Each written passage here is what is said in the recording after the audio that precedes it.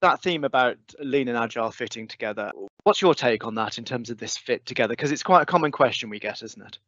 Yeah, I think the two are definitely sharing these cornerstones of customer obsession, absolutely, and the scientific process.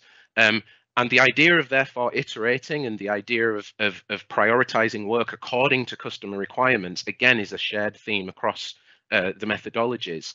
And you know, at PMI, we often use that 3-question model, don't we, when we're anchoring ourselves in empiricism. You know, we start by asking, what are we trying to achieve? How are we going to know the changes and improvement? Therefore, what can we do to improve? And I think where we can align these things is by actually asking that from a lean perspective of Agile and saying, you know, if what we want to do is meet a particular challenge and we have a lot of uncertainty around how to get there, then how are we going to know a change is an improvement? Well, if we are empirically reducing uncertainty, that's how we know we're on the right track.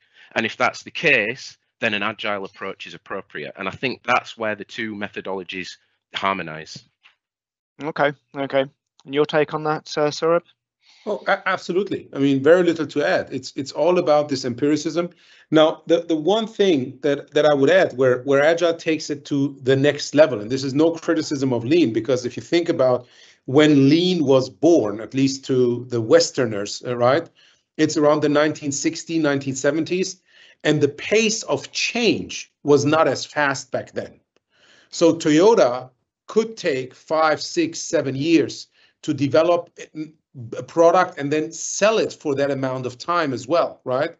Whereas if you look at today's pace of change, just look at the automotive industry, at the rate at which not only the software, but also the hardware of automotives is changing, especially not only looking at Tesla, if you look at the Chinese EV companies, it's just astonishing the pace of change at which they go.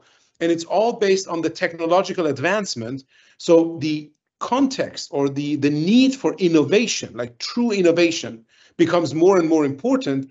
And this is why we need even more of that inspect and adapt, of that empiricism. And that's why I believe it's the continuation of Lean.